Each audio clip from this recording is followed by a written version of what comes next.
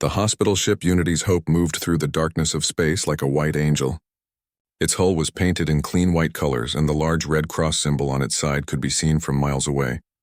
Inside the massive vessel, Captain Lisa Morgan stood on the bridge, watching the stars pass by on the main screen. She was a tall woman with short brown hair and tired eyes that had seen too many wars. Behind her, the crew worked at their stations in quiet efficiency. They had been traveling for 3 days now, heading toward the Outer Rim colonies where reports said fighting had broken out again. Lisa knew what that meant. Wounded people, scared families, children crying for parents who might not come home. It was always the same, no matter which species was fighting or what they were fighting about. The medical bay was 7 decks below the bridge. Dr. Peter Hayes was there, checking his surgical equipment for the 10th time that day. He was a man in his early 40s with gray starting to show in his black hair. His hands were steady as they moved over the instruments. These hands had saved hundreds of lives over the years. He hoped they would save hundreds more before this mission ended. Next to him, Chief Nurse Karen Wells was organizing the medical supplies. She was younger than Peter, maybe 35, with blonde hair tied back in a tight bun. She had worked on hospital ships for 8 years now. She knew how to stay calm when everything around her was chaos. She knew how to keep other nurses calm too. That was why Peter trusted her completely. The call came in during the night shift. Communications Officer Brenda Cole picked it up first. Her screen lit up with an emergency signal, the kind that meant people were dying right now and needed help immediately. She pressed a button and the message played on speakers across the bridge.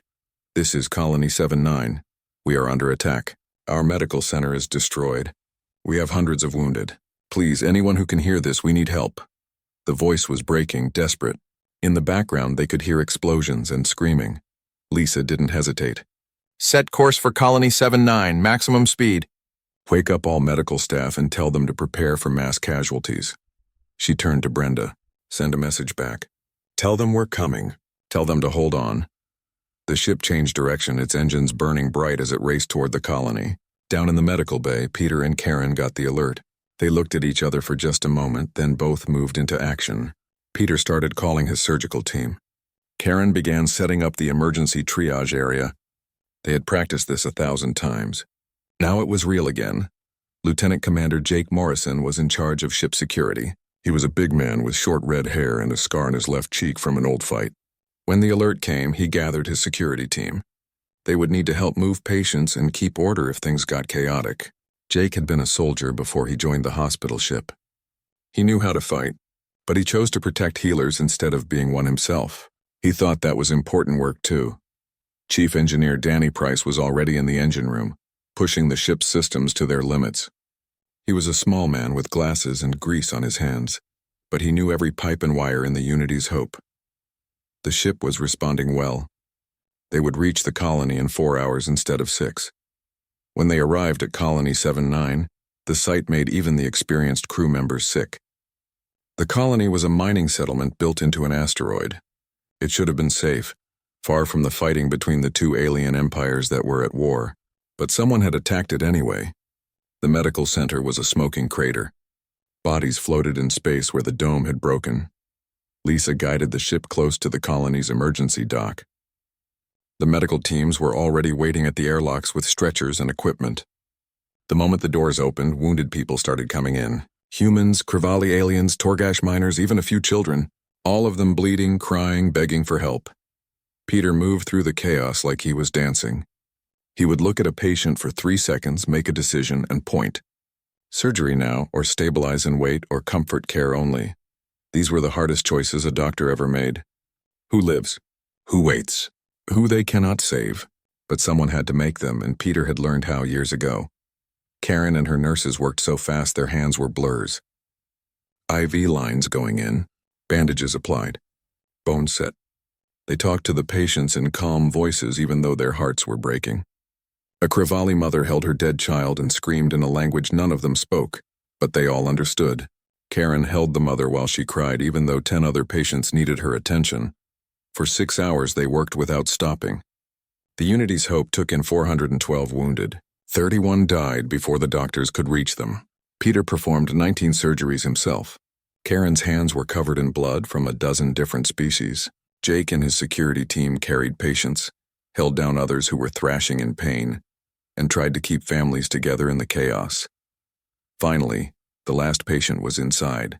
The medical teams could breathe for a moment.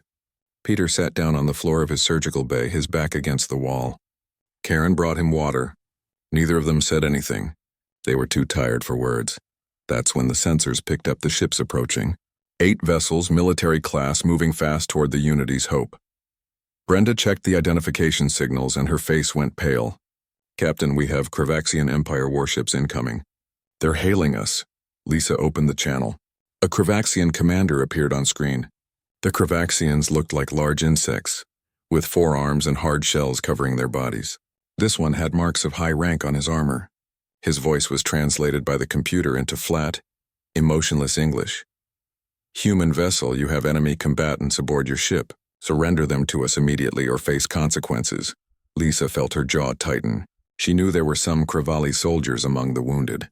They had been fighting for the other side in the war. But they were patients now. That meant something. That meant everything. "Commander, this is a hospital ship. We do not surrender patients. We treat all wounded regardless of their faction. This is protected under the medical neutrality laws of the Galactic Council. I suggest you review those laws before making threats." The Kravaxian commander made a sound like clicking stones. It might have been laughter. "Your laws mean nothing here, human. Surrender the enemy soldiers or we will take them by force." Lisa looked at the screen for a long moment. Then she spoke very clearly. "No," the channel closed. For 30 seconds, nothing happened. The bridge crew waited, barely breathing. Then the sensors started screaming warnings. The Kravaxian ships opened fire. The first missile hit the port side engine section. The explosion tore through 3 decks instantly. The Unity's Hope shook like a toy in the hands of an angry child. Alarms started screaming throughout the ship. Red lights flashed in every corridor. On the bridge, Lisa grabbed her chair to stay standing as the floor tilted under her feet. "Damage report," she shouted over the noise of the alarms. Danny's voice came through from engineering. It was tight with controlled panic. "Port engine is gone. We've lost power to decks 8 through 10. Hull breach in the cargo bay. Emergency doors are sealed, but we have 17 casualties. Medical teams are responding. 17 dead. Just like that. People who had been eating lunch or sleeping or writing letters home. Now they were gone because someone decided to shoot at a hospital ship." Lisa felt something cold settle in her chest. It wasn't fear. She had moved past fear years ago. This was something else. Something darker. Down in the medical bay, Peter felt the explosion through the floor. He was in the middle of surgery, his hands inside a patient's chest cavity repairing a damaged heart valve. When the ship shook, his hands didn't move even a fraction of an inch. Years of training kept them steady, but his eyes went hard. "Karen," he said quietly. His voice was calm, but there was steel in it. "Get the patients moved to the reinforced sections. Use the security teams. Start with the children and the critical cases. Move fast, but move careful." Karen understood immediately what he wasn't saying. This might get worse. Much worse. She started giving orders to her nurses. They moved with practiced efficiency, but Peter could see the fear in their eyes. They had signed up to save lives, not to die under enemy fire. But none of them stopped working. That was the thing about medical staff. They might be scared, but they would do their jobs anyway. Jake Morrison was already moving through the ship before anyone ordered him to. He had felt that explosion and he knew exactly what it meant. Someone had just attacked a hospital ship. Someone had just killed medical personnel. His security teams were spreading out, helping move patients and checking for hull breaches. He reached the medical bay and found Peter still working on his patient. "Doc, we need to evacuate this section." "Give me 3 minutes," Peter said without looking up. "If I stop now, he dies." Jake nodded and positioned himself at the door. He could give the doctor 3 minutes. He could give him 5 if needed. That's what security did. They bought time for the healers to heal. On the bridge, Lisa opened a channel to the Kravaxian ships. Her voice was very calm, too calm, the kind of calm that should have warned anyone listening that they were in serious danger. "Kravaxian Commander, you have just violated the medical neutrality laws. You have attacked a clearly marked hospital vessel. You have killed unarmed medical personnel.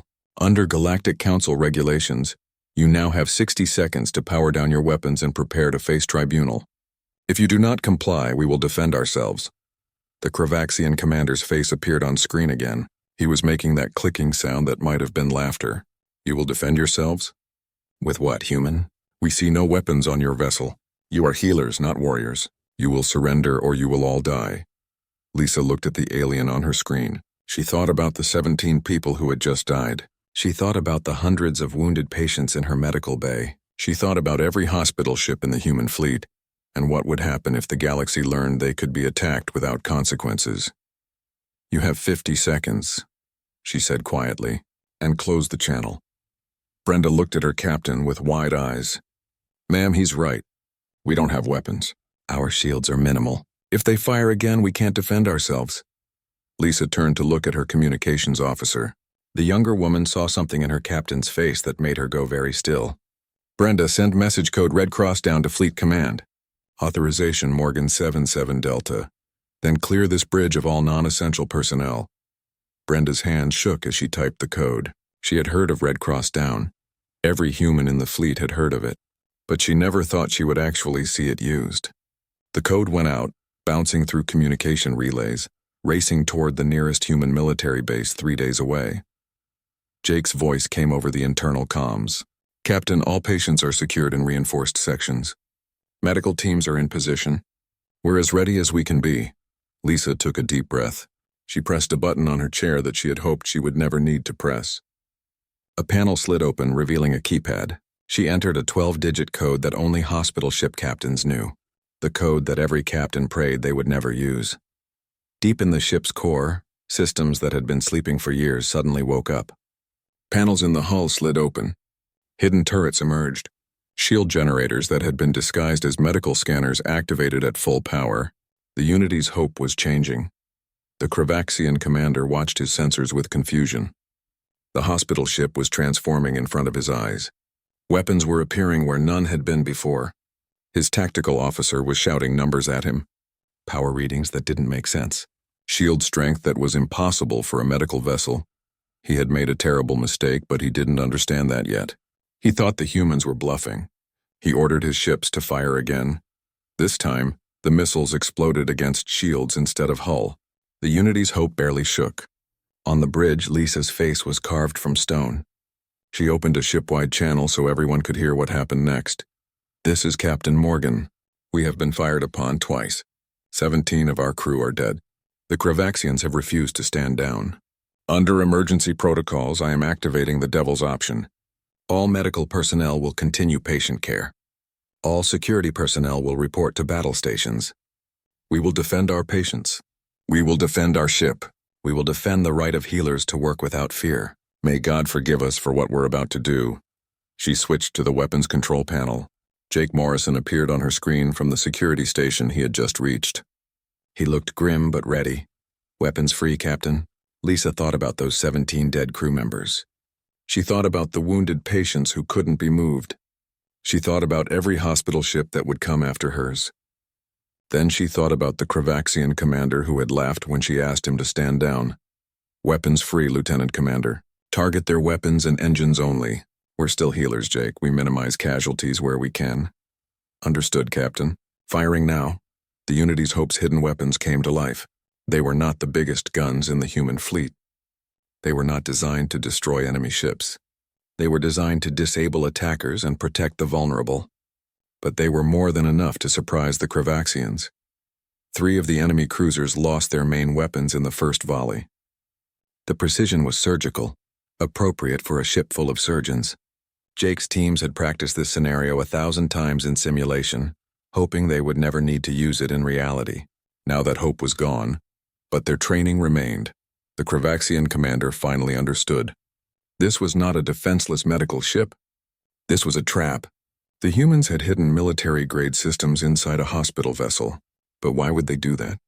What kind of species builds weapons into their ships of mercy? He was about to learn the answer. And he would spend the rest of his life wishing he had listened to the human captain's warning.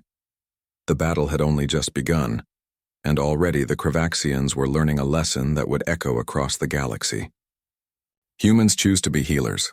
They dedicate their lives to mercy and compassion, but they are still humans, still Deathworlders from a planet that tried to kill them for millions of years. And there is nothing more dangerous than a healer who has been forced to fight. The Cravaxian fleet tried to scatter after the first counterattack, but they were too slow. The Unity's hope had been built in the orbital shipyards above Earth, constructed during the dark years when humanity learned that good intentions needed strong protection. Every hospital ship in the fleet carried a secret. They were angels of mercy built on frames of war. Jake Morrison coordinated the defensive fire from his security station. His teams had cross-trained with real warship crews for situations exactly like this. They knew their weapons. They knew their targets. Most importantly, they knew restraint. Even now, even angry, they aimed for weapons and engines. They tried not to kill, but the Cravaxians didn't understand restraint. They saw the human hesitation as weakness. The commander regrouped his remaining 5 undamaged ships and ordered a full assault. 30 missiles launched at once, all targeting the medical sections where the patients were sheltered. Lisa saw the attack coming on her sensors. Her jaw clenched so hard she thought her teeth might crack. These aliens were deliberately targeting the wounded. They were trying to kill patients who couldn't fight back, couldn't even run. That changed everything, Jake, she said quietly into her comm.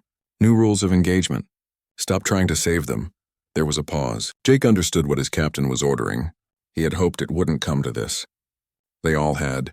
But the Cravaxians had made their choice when they fired on the patient wards. Understood, Captain. Engaging with full force. The Unity's Hope's weapons changed their targeting patterns. Instead of careful, precise shots to disable, they fired to destroy. The difference was immediate and brutal. 2 Cravaxian cruisers exploded in balls of fire. A third lost its entire front section, venting atmosphere and bodies into space. The remaining ships suddenly realized they were not fighting a wounded prey. They were fighting a predator. Down in the medical bay, Peter continued working. Around him, nurses moved between patients with calm efficiency. The ship was shaking from weapons fire. Alarms were still screaming. But the medical staff kept doing their jobs. A Crivali soldier with a missing arm needed surgery. A human colonist with internal bleeding needed immediate attention. A Torgash child was crying for her mother who hadn't survived. Karen moved through it all like a general commanding troops. She directed nurses, organized supplies, checked patient status. When a young nurse named Amy started to panic, Karen took her face in both hands and looked into her eyes. Amy, I need you right now. Those patients need you. Can you do this? Amy took a shaking breath and nodded. Karen squeezed her shoulders once and sent her back to work. There would be time for fear later. Right now, they had jobs to do. A Cravaxian prisoner, one of the wounded soldiers they had rescued from the colony, watched the humans work with confused eyes. His translator device was still working. He could hear the battle happening above them. He knew his people were attacking the ship. He knew the humans should be terrified or angry, or should have just killed him and the other Cravaxian prisoners by now. Instead, a human nurse was changing his bandages. Her hands were gentle. She smiled at him even though her eyes were sad and tired. She said something his translator picked up. You're going to be okay. Just stay still and let me work. He didn't understand these humans at all. His people were trying to kill them, but they were still saving his life. What kind of species does that? On the bridge, Brenda was monitoring all the communication channels. She picked up something and her face went pale. Captain, the Cravaxians are calling for reinforcements. 4 more ships are jumping in. They'll be here in 10 minutes. Lisa closed her eyes for just a moment. 4 more ships. The Unity's hope was strong, but it wasn't invincible. They had maybe a 50-50 chance against the current attackers. Adding 4 more would tip the balance against them. Danny's voice came through from engineering. Captain, I can give you maybe 1 jump if we reroute everything. But that's it. After that, we're dead in space for 6 hours while systems recharge. 1 jump. They could run. Take the patients and flee before the reinforcements arrived. It would be the smart choice. The safe choice. But if they ran, what message would that send? That hospital ships could be attacked and the humans would just leave? That medical neutrality meant nothing if you pushed hard enough? Lisa opened a channel to the entire ship. All hands, this is the captain. Cravaxian reinforcements are arriving in 10 minutes. I'm giving everyone a choice right now. We can jump away. We can survive. Or we can stay and finish this. If we stay, some of us might die. But if we run, every hospital ship in the fleet becomes a target. Every medical worker becomes fair game. I'm staying, but I won't order anyone else to. You have 2 minutes to decide, she waited. The bridge was silent except for the sounds of alarms and weapons fire. She wondered if anyone would choose to stay. She wouldn't blame them if they all wanted to run. This wasn't what they signed up for. The responses started coming in. First from Jake in security. Security team is staying, Captain. We don't run. Then Peter from medical. His voice was tired but firm. Medical staff voted we stay. We don't abandon patients, and we don't let these aliens think they can attack healers without consequences. Danny from engineering. Engine room is staying. Besides, someone needs to keep this bucket running. One by one, every department reported in. Not a single person chose to leave. Lisa felt something swell in her chest. Pride, maybe, or just love for her crew. These people were choosing possible death to protect a principle. All right then, she said, and her voice was steady. We finish this. Jake, when those reinforcements arrive, hit them hard and fast. No more restraint. No more mercy. They fired on patients. They fired on children. We show them why you don't attack Earth's healers. The next 7 minutes felt like hours. The Unity's Hope continued fighting the remaining Kravaxian ships. One more was destroyed. Another was crippled, drifting with its crew, abandoning ship and escape pods. The original 8 ships were down to 2 combat-effective vessels. Then the reinforcements jumped in. 4 fresh Kravaxian cruisers, weapons hot, shields at maximum. The commander must have told them they were fighting a hospital ship. The reinforcements probably thought this would be easy. They learned different very quickly. Jake had positioned the Unity's Hope near a debris field from the destroyed Kravaxian ships. When the reinforcements arrived, the hospital ship was partially hidden. The Kravaxians came in confidently, not expecting resistance. They got a face full of weapons fire instead. The Unity's Hope was designed to protect patients, which meant it was designed to take incredible punishment. Its shields were almost as strong as a battleship's. Its armor was reinforced beyond normal specs. It could survive hits that would destroy normal vessels. And its weapons, while fewer than a real warship, were precise and deadly when used correctly. 2 of the reinforcement ships were damaged before they even understood what was happening. The 3rd managed to get its shields up. The 4th tried to run and took a hit to its engines that left it tumbling through space. But the Kravaxians were learning now. They were coordinating their attacks. 6 ships, even damaged ones, were a lot for one hospital vessel to face. The Unity's Hope started taking serious hits. Shield generators were overloading. Armor was breaching in non-critical areas. Casualties were mounting. Lisa watched the battle display and made calculations in her head. They could hold maybe 5 more minutes. After that, the ship would be too damaged to continue fighting. If the Kravaxians realized that and pressed their advantage, it was over. But humans have one advantage that many alien species forget. Humans are very, very good at violence when they need to be. They evolved on a planet that spent millions of years trying to kill them. They learned to fight, to adapt, to never give up even when losing. The Unity's Hope was crewed by healers. But healers who remembered how to hunt, and now they were done being prey. Jake, Lisa said softly. Authorization code Morgan 77 Delta. Release the Devil's full measure. No restrictions. End this. Jake's response was immediate. Yes, ma'am. Releasing all restrictions now. Deep in the ship, the final safeties came off the weapon systems. The Unity's Hope stopped fighting like a defender. It started fighting like what it really was underneath all the medical equipment and white paint. A human warship that had chosen mercy. Until mercy was no longer an option. What happened in the next 12 minutes would be studied in military academies across the galaxy for the next 100 years. The Kravaxians had superior numbers and fresh ships. They should have won. But they made one critical error. They assumed that because humans chose to be healers, they had forgotten how to be killers. The Unity's Hope moved through the debris field like a shark through bloody water. Jake Morrison had stopped thinking like a security chief and started thinking like the combat pilot he used to be. His fingers flew across the weapons console, each shot calculated for maximum damage. No more careful targeting, no more trying to disable, just ruthless efficiency. The first Kravaxian reinforcement ship tried to flee when it saw what was happening. It made it almost 300 meters before precise fire cut through its engines and reactor simultaneously. The explosion was massive, lighting up the darkness like a brief sun. The shockwave rocked 2 other Kravaxian ships, disrupting their shields at exactly the wrong moment. Jake took advantage immediately. Two missiles, perfectly timed, slipped through the disrupted shields and struck critical systems. Both ships went dark, their crews suddenly fighting for life support instead of trying to attack. On the bridge, Lisa coordinated the battle with cold precision. She called out targets. She predicted enemy movements. She had been a tactical officer on a destroyer before transferring to medical services. That training had never left her. She used the hospital ship's bulk and armor to absorb hits while Jake eliminated threats one by one. Brenda was sending continuous updates to Fleet Command, knowing help wouldn't arrive for days. But the updates would serve as a record. If the Unity's Hope didn't survive, at least Command would know what happened. At least the galaxy would know that hospital ships were not easy prey. Down in engineering, Danny Price was performing miracles. The ship's systems were running far beyond their normal limits. Coolant lines were overheating.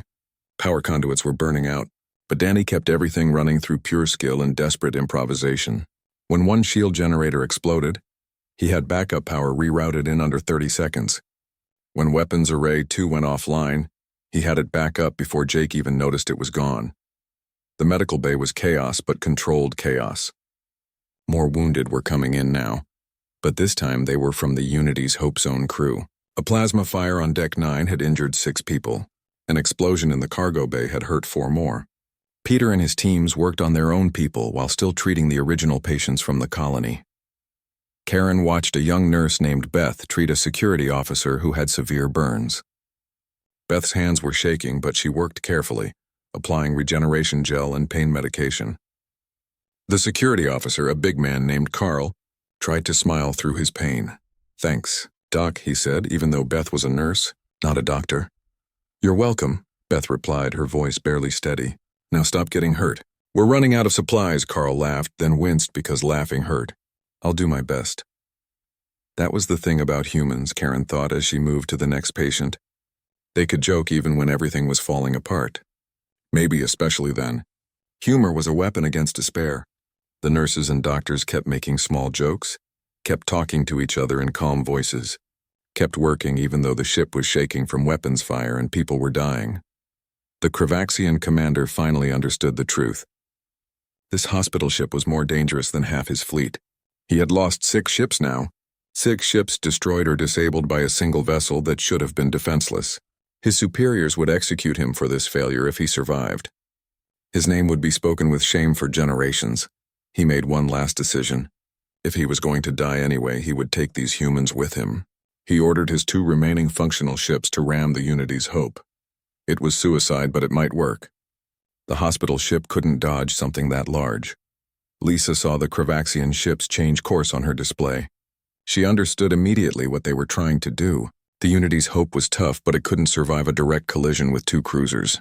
She had maybe 20 seconds to make a decision. "Jake, can you stop both of them?" "Not both, Captain. I can take one for sure. Maybe damage the second enough to slow it down, but one of them is getting through." 20 seconds. Lisa thought fast. The bridge was the obvious target. If a Kravaxian ship rammed the bridge, she and her command crew would die. But the medical bay would survive. The patients would survive. The ship might even stay together enough for rescue to find them eventually. "Brenda, transfer all command functions to engineering. Danny, you're acting captain if I don't make it. Jake, take out the ship heading for the medical sections. Let the other one come for the bridge." Her crew stared at her. Brenda found her voice first. "Captain, you can't just—" "That's an order, communications officer. Transfer command now." Lisa's voice was hard as steel. She looked at her bridge crew. "The rest of you have 10 seconds to get to the escape pods. Go. Now." Nobody moved. Her tactical officer, a quiet man named Gary, shook his head. "With respect, ma'am, no. We stay." "Gary, we all stay, Captain," Brenda said softly. "We made our choice when we voted to fight." "We knew the risks," Lisa wanted to argue. She wanted to order them to leave. But she could see in their faces that they wouldn't go. These were her people. They had chosen to stand with her. She couldn't take that choice away from them now. "All right," she whispered. "All right. Then we face this together." She raised her voice. "Jake, scratch my last order. Take out the ship heading for us. Let the other one get close to the medical bay. Then blow it apart right before impact. The explosion will push it off course. Captain, that's a really risky shot. If I'm off by even a second, you won't be off, Lieutenant Commander. You're the best gunner I've ever seen. I trust you. Now make the shot." Jake took a breath. He targeted the ship heading for the bridge and fired everything he had. The Kravaxian cruiser exploded beautifully, torn apart by concentrated fire. One threat down, one to go. The second ship was racing toward the medical bay where hundreds of patients lay helpless. Jake tracked it on his screen. He calculated speed, distance, trajectory. His finger hovered over the fire button. Everything had to be perfect. Too soon and the explosion would push the ship into the medical bay instead of away from it. Too late and the ship would hit before he could fire. In the medical bay, Peter looked up as the alarms changed tone. That was the collision warning. Something was about to hit the ship. He saw his nurses look at him with frightened eyes. He gave them the best smile he could manage. "Keep working," he said calmly. "We've got the best damn crew in the fleet up there. They'll handle it." He hoped he was right. He hoped his faith in the bridge crew wasn't misplaced. But even if it was, he wouldn't stop working. If these were his last minutes, he would spend them doing what he had always done: healing, saving lives. Being the person he chose to be instead of the person the universe tried to make him. Jake watched the incoming ship. 500 meters, 400, 300. His training said fire now. His instinct said wait. He trusted his instinct. 200 meters, 100, 50. He fired. The Kravaxian cruiser exploded so close to the Unity's hope that the shockwave rattled teeth in people's heads. Debris slammed into the hospital ship's shields and armor. But the massive force of the explosion pushed the bulk of the enemy ship away. Just like Lisa had predicted, it tumbled past them, missing by less than 30 meters. For a moment, the bridge was silent. Then Gary started laughing. It was a slightly hysterical sound, but it was real. "We're alive. Oh God, we're actually alive." Lisa slumped in her chair, adrenaline leaving her body all at once. They had done it. Against impossible odds, they had fought off an entire Kravaxian fleet. The space around them was filled with debris and dying ships. Escape pods dotted the area like seeds scattered in wind. "Brenda," Lisa said tiredly, "send a message to all those escape pods. Tell them to prepare to be picked up. We'll take the survivors as prisoners. Make sure they know they'll receive medical treatment according to their needs." Brenda looked at her captain with wide eyes. "Ma'am, they just tried to kill us all." Lisa met her gaze steadily. "Yes, and if they try again, we'll defend ourselves again. But right now they're helpless, wounded in space. We're a hospital ship, Brenda. That means something." "That has to mean something, or what are we even fighting for?" Brenda nodded slowly and sent the message. The surviving Kravaxians would be rescued by the people they had tried to murder. Some of them would spend the rest of their lives trying to understand that. Most would fail. The hours after the battle were harder than the battle itself in some ways. The Unity's hope drifted in space, surrounded by debris and bodies and the wreckage of what had been a Kravaxian fleet. The ship itself was badly damaged. Hull breaches in 4 sections, shields at 15% and dropping. One engine completely destroyed, the other barely functional, but they were alive. More importantly, so were their patients. Lisa walked through the medical bay 6 hours after the fighting stopped. Her uniform was torn and stained with blood from helping move wounded crew members. She hadn't slept in over 24 hours and probably wouldn't sleep for another 24. There was too much to do. Peter was performing surgery on a Kravaxian soldier when Lisa found him. His hands moved with practiced precision even though he had to be exhausted. Karen stood beside him, anticipating his needs before he asked for them. They had worked together so long they didn't need words anymore. Lisa waited until Peter finished closing the incision before she spoke. "How many did we lose?" Peter stripped off his bloody gloves and met her eyes. His face was gray with exhaustion, but his voice was steady. "Final count is 41 crew members dead, 19 wounded but stable. 8 critical, but I think they'll make it." He paused. "We lost 3 patients too. 2 humans and a Torgash elder. They were too weak to survive the battle stress. 44 dead." Lisa closed her eyes and let the weight of that settle on her shoulders where it belonged. She was the captain. These deaths were her responsibility. She had made the choice to stay and fight. She had known people would die. But knowing it and living with it were different things. "What about the Kravaxian prisoners?" Karen answered this time. "We pulled 73 survivors from the escape pods. 42 wounded, 31 healthy. The wounded ones are getting treatment. The healthy ones are in the cargo bay under guard." She looked at Lisa with something that might have been respect or might have been concern. "They're terrified, Captain. They think we're going to execute them." Lisa felt a bitter smile tug at her lips. "Of course they do. That's probably what they would do if our positions were reversed." She straightened her shoulders. "I'll talk to them. First, I need to address the crew." She made her way to a communication panel and opened a ship-wide channel. All over the Unity's Hope, people stopped what they were doing to listen to their captain's voice. "This is Captain Morgan. I know you're all tired. I know you're scared and hurt and angry. We lost friends today. We lost good people who deserve to grow old and see their families again. But they died protecting something important. They died proving that hospital ships are not easy targets. They died so that every medical worker in the galaxy will be a little bit safer from now on." She paused, gathering her thoughts. "Fleet Command has been updated on our situation. A rescue fleet is on the way, but they won't arrive for 3 days. Until then, we're on our own. Engineering teams will work on getting us mobile. Medical teams will continue treating all patients and prisoners. Security teams will maintain order and help where needed. We're all tired, but we're not done yet. Keep working. Keep fighting. Keep being the people we chose to be." "Morgan out?" The response was immediate. From engineering, Danny reported that his teams were already working around the clock to get the engines functional. From medical, Peter said they had supplies for maybe 2 more days of operations. From security, Jake confirmed that the Kravaxian prisoners were secured and being treated fairly. Lisa made her way to the cargo bay where the healthy Kravaxian prisoners were being held. Jake met her at the door with 2 of his security officers. They carried stun weapons openly but not aggressively. The message was clear. "We can defend ourselves, but we're not looking for a fight." The Kravaxians clustered at the far end of the cargo bay when Lisa entered. They were large creatures, insectoid and armored, and they towered over the humans. But right now they looked small and scared. Their commander was among them, his rank insignia clearly visible on his carapace. Lisa walked to the middle of the bay and stopped. She looked at the aliens with calm eyes. "I am Captain Lisa Morgan. You are prisoners of war aboard the Unity's Hope. You will be treated according to the laws of war and medical neutrality. You will receive food, water, and medical care as needed. You will not be harmed unless you attempt to harm my crew or damage my ship. Is this understood?" The Kravaxian commander stepped forward.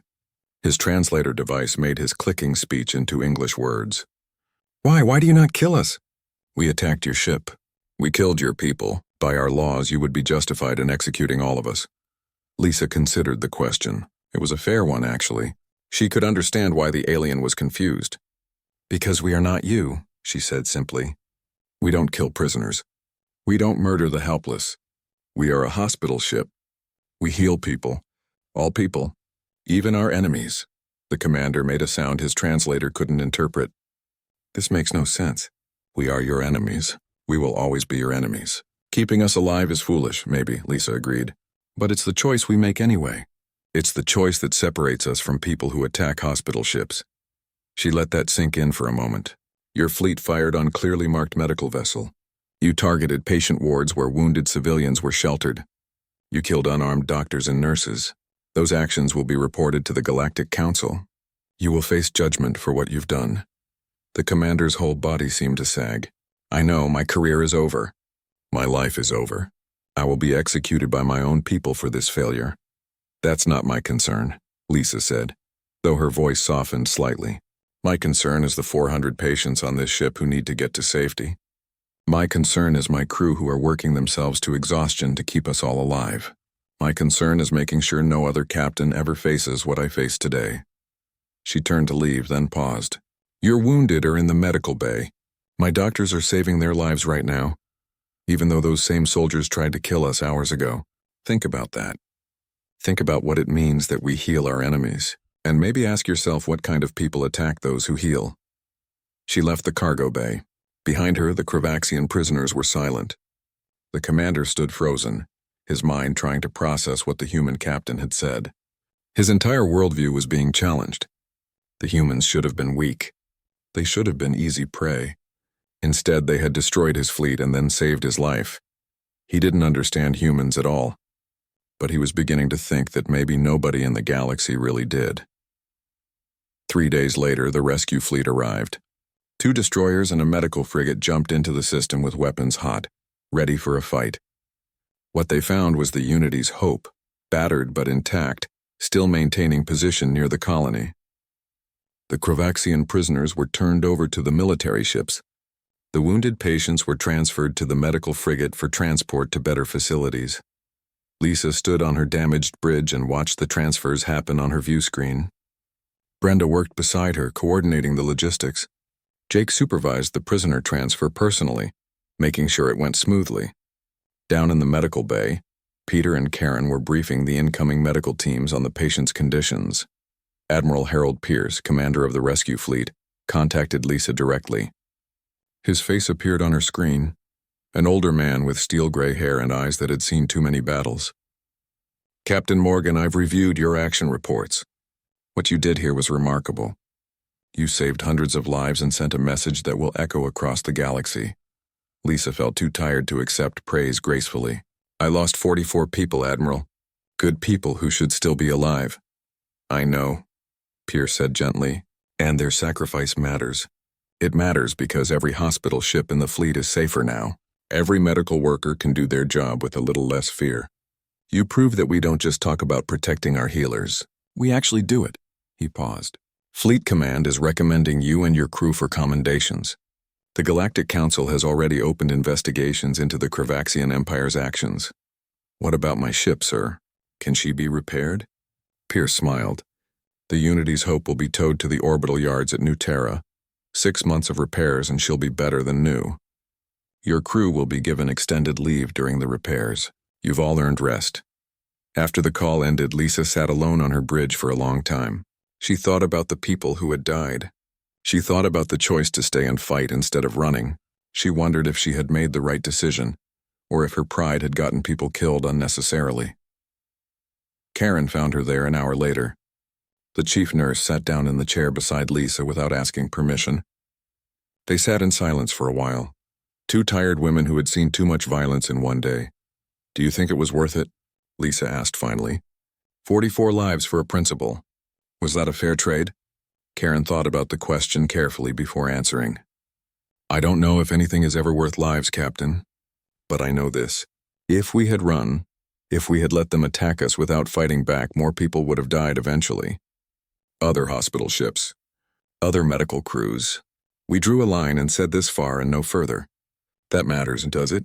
We're still just one ship, one crew. What difference do we really make in a galaxy full of wars?" 6 months after the battle, Captain Lisa Morgan stood in the observation deck of New Terra Orbital Station and watched the Unity's Hope float in the repair dock. The ship looked almost new now. Fresh white paint covered the hull. The Red Cross symbol had been repainted larger and brighter. New engines gleamed where the old damaged ones had been. The repair crews had done excellent work, but Lisa could still see the scars if she looked closely. Patches in the armor where hull breaches had been sealed. Slight differences in the metal, where entire sections had been replaced. The ship looked healed, but she would never forget her wounds. Neither would her crew. The months of leave had been strange for all of them. Peter had gone home to visit family he hadn't seen in 3 years. Karen had spent her time at a medical conference, teaching other nurses about emergency procedures under combat conditions. Jake had disappeared into the wilderness alone for 6 weeks, the way some soldiers do when they need to process what they've done. Many of the crew had chosen not to come back. Lisa didn't blame them. They had signed up to save lives, not to fight battles. 19 positions were now filled with new crew members who knew exactly what they were getting into. The Unity's Hope was famous now. Everyone in the fleet knew what had happened. The Galactic Council had finished its investigation 2 months ago. The results had sent shockwaves through diplomatic channels across known space. The Kravaxian Empire was found guilty of violating medical neutrality on 12 separate counts. Their commander, the one who had ordered the attack, had been executed by his own government as an example. The Empire itself faced sanctions and was forbidden from operating in the Outer Rim for 50 years. But the real change was the new law. The Council called it the Morgan Protocol. Any attack on a clearly marked medical vessel of any species would be considered a war crime. Any species that committed such an attack would face united galactic response.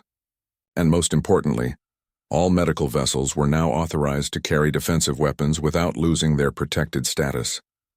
Lisa had testified at the Council hearings. She had stood before representatives of 200 alien species and told them what happened. She had shown them the records, the warnings she gave, the restraint her crew showed even under fire. The moment when restraint became impossible, some of the council members had wept. Others had demanded even harsher penalties for the Kravaxians. A few had argued that humans were too violent and should not be allowed medical vessels at all. But those voices were small and quickly silenced by the majority. Most of the galaxy understood what the Unity's hope had proven. Medical neutrality only works if it has teeth. Healers can only work if they are protected. And sometimes the best protection is the promise that attacking a hospital ship will cost you more than you can afford to pay. Lisa heard footsteps behind her and turned to see Admiral Pierce approaching. The old officer had visited several times during the repairs, checking on the ship and its captain. He stopped beside her and looked out at the Unity's Hope. "Beautiful ship," he said quietly. "You ready to take her out again?" "Yes, sir," Lisa replied. "The crew reports back tomorrow. We'll run system checks for a week. Then we're cleared to return to active service. Any regrets about coming back? You could have taken a promotion to a desk job. No one would have blamed you." Lisa shook her head. "This is where I belong. Out there, helping people who need it. That's what I signed up for." Pierce nodded. "I expected you'd say that. There's something you should know. Fleet Command has authorized the construction of 5 new hospital ships, all of them based on the Unity's Hope design. All of them will carry the same defensive capabilities you proved necessary. Because of what happened to us, because you showed us we were sending our medical crews out unprepared. We told them to rely on laws and treaties and goodwill. But laws only work if people follow them. You and your crew proved that sometimes healers need to be able to defend themselves." Pierce turned to face Lisa directly. "You changed how the galaxy sees medical vessels. Not as soft targets, but as forces for good that will defend their right to do good. That's a hell of a legacy, Captain." Lisa thought about the 44 people who had died for that legacy. "I hope it saves enough lives to be worth the cost." "It already has," Pierce said. 3 hospital ships have reported that hostile forces backed down when they realized the vessels were armed. 2 more successfully defended themselves against pirates. Your sacrifice is already paying forward. The next day, Lisa stood on the bridge of the Unity's Hope and watched her crew return. They came in 1s and 2s, carrying bags and saying hello to each other like old friends meeting after a long time apart. Because that's what they were now. Not just colleagues, but people who had faced death together and survived. Peter arrived with a new doctor he had recruited personally. The young man named Chris looked nervous and excited in equal measure. Karen showed him around the medical bay, explaining procedures and introducing him to the nurses. Chris asked questions and took notes and tried not to look overwhelmed. Jake brought his security team in for briefing. 6 of them were veterans from before the battle. 8 were new recruits, all of them military trained and all of them volunteers who had asked specifically to serve on the Unity's Hope. They wanted to be part of something important. Jake worked them hard during drills, making sure they knew their jobs perfectly. Danny gathered his engineering staff and went over every system on the ship. He didn't trust the repair crews completely, no matter how good their work was. He needed to check everything himself. His assistants followed him through the ship, listening to him talk about power flows and coolant systems and backup generators. They had heard it all before, but they listened anyway, because Danny knew this ship better than anyone. Brenda spent her time updating communication protocols and making sure they had current codes for all the local systems they would be passing through. She also prepared updated emergency broadcasts, hoping they would never need to use them but knowing they had to be ready. 3 days later, the Unity's Hope undocked from New Terra Station and moved out into open space. Lisa sat in her captain's chair and felt the familiar hum of the engines through the deck. The ship felt right, solid, ready. She keyed the shipwide comm. "All hands, this is Captain Morgan. We are beginning our return to active service. Our first mission is a humanitarian run to the outer colonies. There are refugees there who need medical assistance. No fighting. No battles. Just people who need our help." She paused. "I know the last mission ended badly. I know we lost friends and saw terrible things. But that's exactly why we're going back out there. Because people need us. Because we chose to be healers. And because we proved that healers can defend themselves if necessary." She looked at her bridge crew, Gary at Tactical, Brenda at Communications, the new helmsman, a quiet woman named Helen. They all looked back at her with determined eyes. The galaxy knows our name now, Lisa continued. They know what we did. Some of them respect us for it. Some are afraid of us. But all of them know that attacking a human hospital ship is a mistake they won't survive. We carry that reputation as both a shield and a burden. Use it wisely. Morgan out. The Unity's hope jumped to faster than light speed, leaving New Terra behind. The ship cut through space toward the outer colonies where people were suffering. Where they needed doctors and nurses and medicine. Where they needed hope. The story of what happened 6 months ago had spread across the galaxy. It was told in military briefings and diplomatic meetings. Parents told it to children as a cautionary tale. Soldiers spoke of it in quiet voices when they thought about medical evacuation. The tale had grown in the telling as stories do, until parts of it were more legend than fact. But the core truth remained. A human hospital ship had been attacked. The attackers had thought healers would be easy prey. They had learned too late that humans choose to be healers, but they never forget how to be hunters. The Cravaxian fleet had paid the price for that lesson in wreckage and blood. And now every medical vessel in space carried a quiet warning. The Red Cross meant healing and mercy and compassion, but it also meant protection. It meant that attacking those who heal would bring consequences swift and terrible, because humans understood something many species had forgotten. The gentle hand that sets a broken bone can also break that bone. The mind that heals can also destroy. The choice to show mercy is meaningless without the power to choose vengeance instead. Months turned into years. The Unity's hope continued its missions, bringing medical aid to colonies and outposts across the Outer Rim. Sometimes they faced hostility. Pirates who thought about attacking before they saw the ship's name and reconsidered. Military forces who respected the Red Cross because they knew the cost of not respecting it. The ship saved thousands of lives over those years. Only once did another force try to attack them. A rogue faction that either didn't know the story or didn't believe it. The fight lasted 7 minutes. The Unity's hope suffered minor damage. The attacking ships were destroyed. Lisa felt sick afterward, the way she always did when forced to order lethal force. But she did it anyway because protecting her crew and patients was more important than her feelings. The galaxy learned. Slowly,